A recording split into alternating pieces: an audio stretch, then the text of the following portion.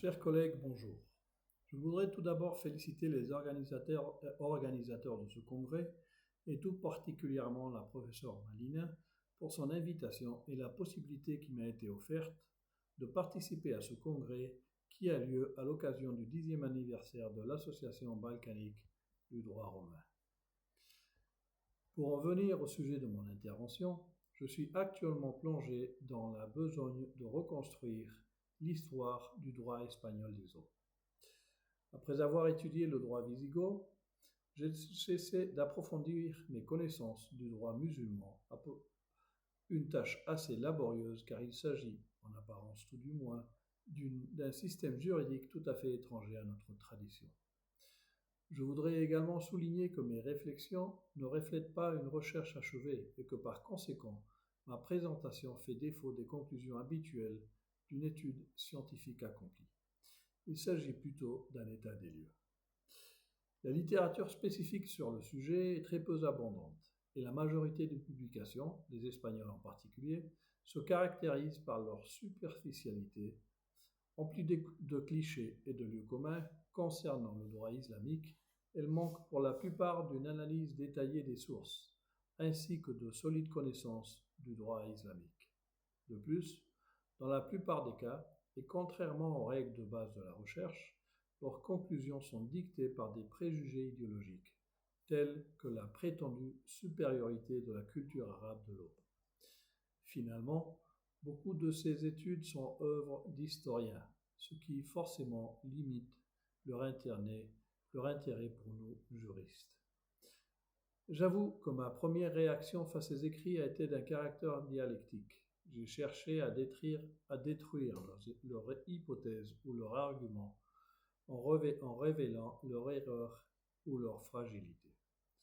Comme je viens de dire, en ce qui concerne la littérature scientifique espagnole, on ne trouve aucune analyse des sources ou bien le Coran est directement invoqué, alors que son caractère de norme directement applicable est très discuté, et que les préceptes relatifs aux eaux sont très rares et incapables de satisfaire tous les besoins de la vie quotidienne. Ces mêmes auteurs invoquent la très poussée maîtrise des eaux des Arabes, alors que l'archéologie démontre plutôt le contraire. En effet, toutes les techniques hydriques employées par les musulmans étaient déjà connues par les Romains, et rarissimes, si nous les comparons avec les Romaines, sont les vestiges des ouvrages hydriques construits pendant la période d'Al-Andalus en Espagne. Certains auteurs, conscients de cet obstacle insurmontable que constituent les données archéologiques, ont conçu l'expression micro-hydraulique agricole hautement développée pour tenter d'identifier le particularisme islamique en matière d'eau. Sur ce point, j'invite à considérer les deux termes, micro-hydraulique d'un côté et agricole de l'autre. Comment se peut-il qu'une civilisation qui se caractériserait par sa maîtrise de l'eau soit seulement capable de construire de petites œuvres hydrauliques telles que les célèbres canas, restreintes aux usages agricoles? D'autres arguments peuvent s'opposer à cette théorie, comme le fait que la conquête de l'Empire eut lieu avec un très petit nombre de guerriers arabes et que par conséquent, les populations indigènes avec leurs coutumes ont survécu. Mais nous ne désirons pas insister sur ce point-là. Et cela parce que je voudrais m'attarder ici très brièvement sur une question méthodologique que j'ai découverte précisément au cours de cette recherche et à ce stade. En effet, à mesure que j'ai poussé plus loin mes lectures sur le sujet, je me suis rendu compte que se contenter de refuter une particulière thèse scientifique en y opposant les arguments contraires est une démarche légitime, mais insuffisante et même malaisée. En effet, cette méthode rétrécit le champ d'action, restreint l'horizon du chercheur en se substituant au véritable moteur de la recherche, c'est-à-dire la curiosité et le désir du savoir. C'est pourquoi, depuis plusieurs mois, je me suis plongé dans la littérature spécialisée pour tenter de comprendre ce système juridique qui, au premier abord, semble si éloigné de notre tradition juridique. Mes études se sont immédiatement heurtées à un obstacle insurmontable, ma méconnaissance de la langue arabe, véhicule de ce droit. Mes conclusions souffriront donc toujours de la limitation que cela occasionne. Cependant, ma connaissance du français m'a permis d'accéder à une littérature très importante et techniquement remarquable, celle produite par les arabisants français ainsi que les œuvres écrites par les intellectuels nord-africains, algériens et tunisiens en particulier, qui se sont également servis du français comme langue scientifique au cours du XIXe et du XXe siècle. Grâce à cela, je crois que l'honnêteté scientifique de mon travail est assurée. Entre les différentes œuvres consultées, 2 titres méritent d'être signalés. D'un côté, la traduction du Code musulman de Khalil à la charge de Napoléon Seignette, un interprète militaire français licencié en droit, qui a été publié en 1878. Et ensuite, le livre intitulé Histoire de la société en Occident musulman au Moyen Âge, publié en 1995 et œuvre de Vincent Lagardère. Le Code de Khalil contient la codification d'une interprétation du Coran, œuvre d'Imam Malek, fondateur de l'école malékite, une des 4 écoles orthodoxes de la jurisprudence islamique. Depuis sa confection au XIVe siècle, les juges malékites, tradition dominante à l'Andalous, furent contraints, sous peine de nullité de leur sentence, à juger conformément à ces dictats. Il s'agit donc d'une des principales sources du droit écrit musulman. On y trouve quelques préceptes relatifs aux eaux dans la partie relative au statut réel et même une section spécifique au titre 21. L'ouvrage de Lagardère, de son côté, de nouveau une traduction en français, contient un énorme corpus de consultations juridiques rendues par les juristes de l'Occident musulman médiéval, compilé par Alwan Sarissi à la fin du XVe siècle. Ces consultations ou fatwas, datables très souvent, accompagnées du nom du mufti qui les prononça et avec indication du lieu où elles furent émises, permet de connaître leurs techniques et les solutions réellement proposées pour résoudre les problèmes quotidiens. On y trouve de nombreuses consultations relatives aux eaux, raison pour laquelle il s'agit d'un texte extrêmement intéressant pour notre recherche. Rarissimes sont les auteurs espagnols qui font référence à ces œuvres dans leurs travaux. Arrivé à ce point, nous voulons reproduire ici certaines paroles de l'introduction au Code de Khalil écrites par Napoléon Seignette. Les voici. Il existe une erreur assez vulgairement répandue en Europe qui consiste à croire que le Coran est, littéralement parlant, le code civil et religieux des Arabes, tandis qu'en réalité, il n'est que la base et la source de leur loi. En effet, le livre sacré n'est pas un code de loi, mais un recueil plus ou moins ordonné de préceptes moraux, de récits d'origines diverses et d'exhortations, au sein duquel il est possible de trouver quelques préceptes juridiques, environ 600 versets sur un total de 6219, contenus dans les 114 chapitres ou sourates. Très tôt, son interprétation a été nécessaire pour pouvoir répondre aux besoins de la population et donner solution aux conflits quotidiens. Cela explique la deuxième source du droit musulman, la sunna, c'est-à-dire la pratique ou la manière habituelle d'agir du prophète. Il s'agit des hadiths, récits des paroles ou des actions du prophète, et s'identifie donc à sa manière d'agir, et à ce titre constitue l'interprétation authentique du Coran. Les principaux recueils, l'un d'eux au contenu juridique plus important, est l'œuvre de Malik.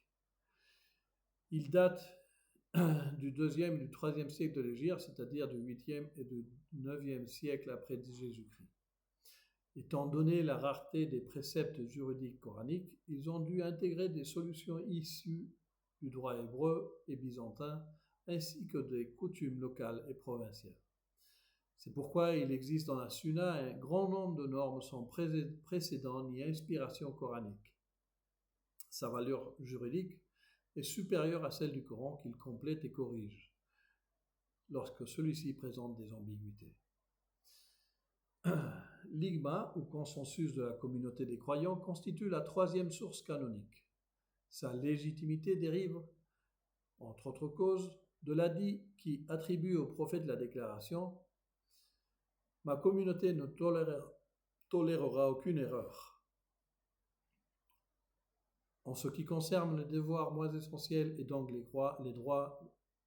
les règles du droit civil, le consensus n'est pas celui de tous les musulmans, mais celui seulement de ceux capables de comprendre correctement la loi, c'est-à-dire les docteurs de la loi, les prudents. Il s'agit donc de la communis opinio prudentium. C'est la raison ultime à invoquer lorsqu'on prétend l'existence d'une loi. On discute au sujet de son interprétation ou si celle-ci doit être ou non abolie. Elle a également permis l'assimilation d'éléments d'origine très diverses, grecs, romains, hébraïques ou perses entre autres. Cependant, la liste des sources du droit islamique ne s'arrête pas là. Il reste à expliquer l'analogie, la qiyas, et la coutume, l'urf. La première, l'analogie, ne consiste pas en un simple jugement individuel. Il s'agit, au contraire, du résultat d'un processus inductif ordonné par les règles de la logique. Elle permet aux juristes, là où les sources canoniques ne fournissent aucun précepte, d'extraire la règle à partir d'une ou plusieurs lois prévues pour des cas similaires, de façon à obtenir la solution la plus conforme à l'esprit général du droit. Elle était pratiquée depuis les premiers siècles de l'Hégire et ses précurseurs l'ont justifiée en affirmant que la loi divine, n'ayant rien omis d'essentiel, en revanche, et pour de nombreuses questions, n'envisageait pas de solution. La seconde, la coutume, est considérée par certains comme une variante du consensus général et par conséquent il s'agirait d'une source canonique du droit. De nouveau, c'est dans un hadith qu'il faut aller chercher sa légitimité, celui selon lequel ce qui semble bon aux musulmans est également bon aux yeux de Dieu.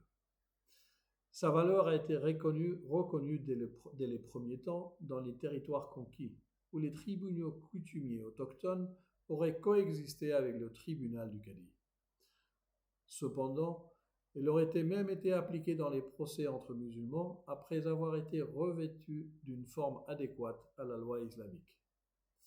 Il est impossible que le droit romain ne se soit pas introduit à travers la coutume dans les territoires d'Al-Andalus, comme il l'avait déjà fait auparavant pour les Wisigoths. Comme le montre cette brève étude des sources du droit islamique, il ne s'agit pas d'un système clos, sviluppato in vitro, ou d'un produit de la parthogenèse, pour citer deux expressions de David Santillana, un autre juriste arabisant qui vécut entre le 19e et le 20e siècle. Juif tunisien d'origine ibérique, professeur de droit musulman à l'université du Caire d'abord puis à Rome, il fut l'auteur d'un ouvrage très intéressant publié en 1924 intitulé « Institution du droit musulman malikite ». Ce même auteur affirme, ce qui est très surprenant, que le droit musulman est empreint du droit romain. À notre avis, une première confirmation de cette hypothèse se trouverait précisément dans les dispositions du Code de Khalil relatives aux eaux auxquelles nous avons fait référence plus haut, qui présentent des similitudes frappantes avec les textes du digeste tout d'abord, mais aussi avec les articles de notre Code civil relatifs aux eaux. Précisément pour que vous puissiez vérifier cette hypothèse, j'ai prié les organisateurs du congrès de vous fournir un document avec quelques extraits du Code de Khalil, suivis de textes du digeste et d'articles du Code civil français. Les lire et les comparer est très instructif et je crois qu'il s'agit d'une besogne qui sert à confirmer tout ce que nous venons d'affirmer. Merci encore une fois à tous pour votre attention et merci aux organisateurs du congrès et félicitations pour son organisation et pour l'anniversaire de l'association Ius Romanum. À très bientôt, Gabriel.